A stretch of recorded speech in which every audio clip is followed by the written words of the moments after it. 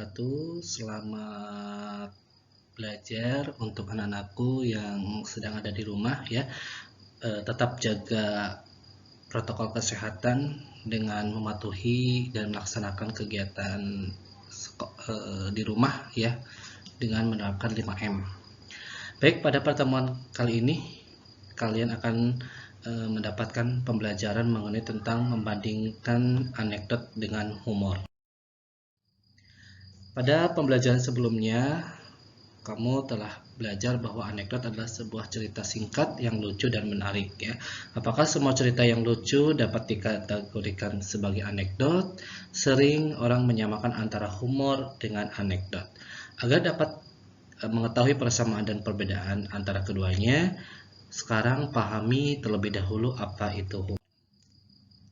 Kita mulai ke pengertian humor. Humor merupakan sikap yang cenderung dilakukan untuk membangkitkan rasa gembira dan memicu gelak tawa. Humor adalah cerita lucu saja, tidak mengandung sindiran dan sebagian besar hanya menghibur.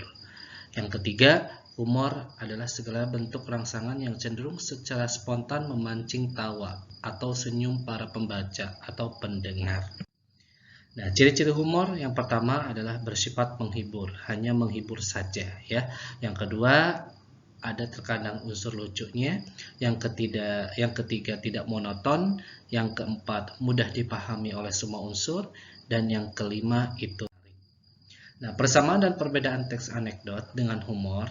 Persamaan teks anekdot dengan humor. Kalau teks anekdot itu dengan teks humor memiliki persamaan, yaitu keduanya bersifat lucu dan menghibur. Sementara perbedaannya, kalau humor itu dilihat dari aspek ide cerita, isi dan fungsi komunikasi, makna yang tersirat, dan bentuknya. Nah, ada contoh teks anekdot yang berjudul Dosen yang juga menjadi pejabat. Teksnya sebagai berikut, Bapak bacakan. Di sebuah kantin sebuah universitas, Udin dan Tono, dua orang mahasiswa sedang berbincang-bincang. Tono, saya heran dengan dosen ilmu politik, kalau mengajar selalu duduk, tidak pernah mau berdiri. Udin, begitu saja diperhatikan si Ton. Tono, iya, Udin tahu sebabnya. Udin, barangkali saja beliau capek atau kakinya tidak kuat berdiri. Tono berkata, bukan itu sebabnya, Din. Sebab dia juga seorang pejabat. Udin, loh, apa hubungannya? Tono, ya, kalau dia berdiri takut kursinya diduduki orang lain. Udin berpikir. Nah, contoh itu juga dalam bentuk puisi ya, humor itu. Yang pertama, ada surat cinta tukang buah dan tukang sayur. Surat tukang buah kepada tukang sayur ya. Wajahmu memang manggis, sifatmu juga melankolis, tapi hatiku nanas karena cemburu. Terasa sirsak napasku, hatiku anggur lebur. Ini delima dalam hidupku. Memang ini salahku, jarang apel di malam minggu. Aku mohon blimbingmu. Kalau memang perpisahan ini yang terbaik untukmu, semangka kau bahagia dengan pria lain. Sawonara, dari Durianto. Lucu tidak? Nah, perhatikan contoh perbandingan teks antara anekdot dosen yang juga menjadi pejabat dan juga surat cinta tukang buah kepada tukang sayur sebagai berikut.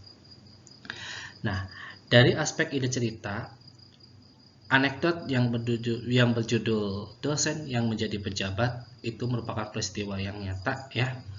Tapi ketika humor surat cinta tukang buah kepada sayur itu hanya rekaan saja.